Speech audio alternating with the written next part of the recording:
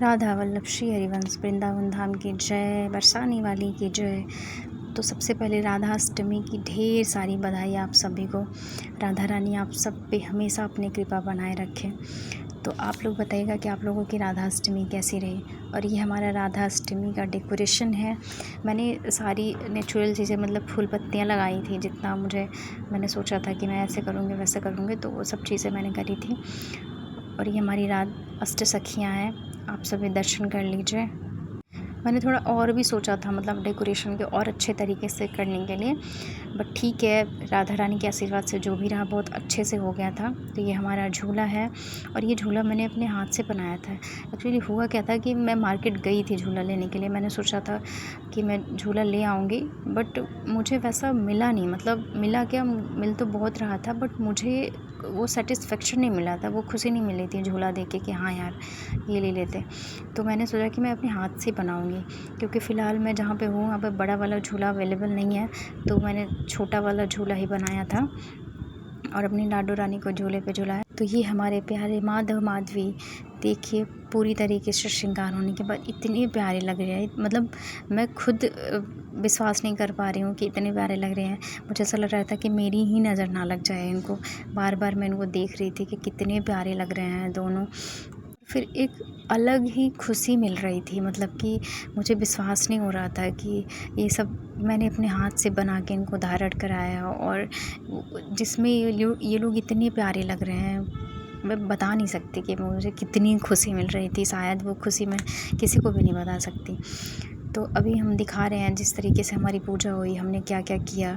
तो अभी हम लाडो रानी का अभिषेक कर रहे थे, जो पंचामृत बनाया जाता है, तो हम इस तरीके से अभिषेक कर रहे हैं। अभी मेरे पास जो चीज़ें अवेलेबल थी, जितना हो पाया था मैंने उतना अच्छे से करने की कोशिश की।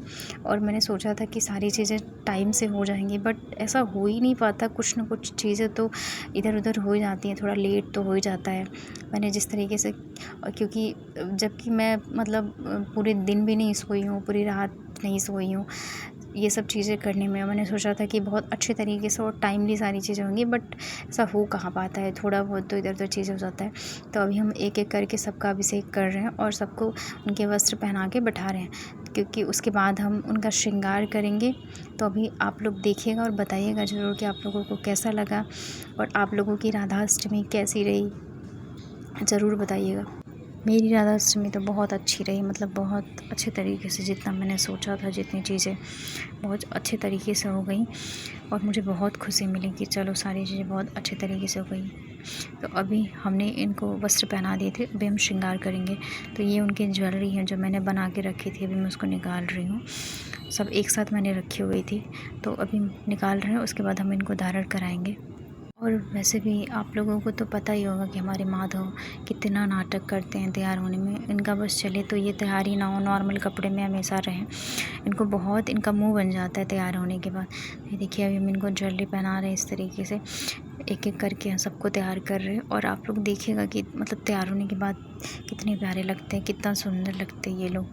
तो ये हमारी लाडो रानी, मतलब ऑलमोस्ट सारे लोग तैयार हो गए थे, अभी थोड़ी चीज़ें बाकी थी। तो हमारी लाडो रानी की हेयर है जो मैं लगा रही हूँ, थोड़े उलझे हुए थे तो मैं उनको सुलझा के लगा रही हूँ। और अभी मैं उनका हेयर स्टाइल बनाऊँगी, मतलब मैंने जिस तरीके से सोचा था कि जूड़ा करके और चोटी करूँगी, क्योंकि जितना बाकी श्रृंगार इम्पोर्टेंट होता है उतना ही हेयर स्टाइल भी ज़रूरी होता है। तो इसलिए हेयर स्टाइल बहुत अच्छे तरीके से होना चाहिए, क्योंकि आज तो भाई कुछ स्पेशल था। तो हमारी लाडो रानी को बहुत अच्छे तरीके से मैंने तैयार किया। फिर उसके बाद जो बाकी सारी ज्वेलरी थी वो उनको धारण कराई। तो ये देखिए, हमारी लाडो रानी पूरी तरीके से हो चुकी हैं तैयार, क्योंकि आज हमारी राधा रानी का जन्मदिन। तो ऐसा हो ही नहीं सकता कि हम उनको मतलब बहुत अच्छे तरीके से तैयार ना करें। वैसे तैयार तो मैं उनको बहुत अच्छे तरीके से डेली करती हूँ, बट आज तो कुछ स्पेशल तरीके से उनको रेडी करना था। जिस तरीके से मैंने सोचा था कि मैं ऐसे करूँगी वैसे करूँगी। तो ये देखिए, हमारे लाडी लाल पूरी तरीके से तैयार हो चुके हैं। और अभी थोड़ा जो एक्स्ट्रा फूल वगैरह इधर थे तो मैं उनको साइड में कर रही थी, क्योंकि अब हम आगे की प्रोसेस करेंगे। मतलब अभी हम उनकी आरती करेंगे, उसके बाद हम अपनी लाडो रानी को झूला झुलाएंगे।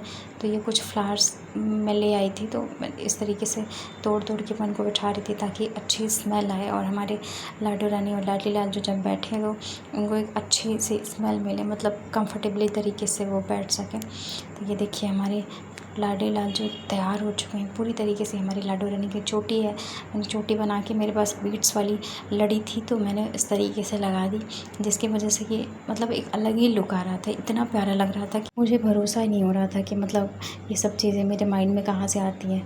बट ये सब तो हमारी लाडो रानी का चमत्कार है। वही सब माइंड में ऐसे चीज़ें डालती हैं कि ताकि उनको अच्छे तरीके से तैयार कर सकूँ।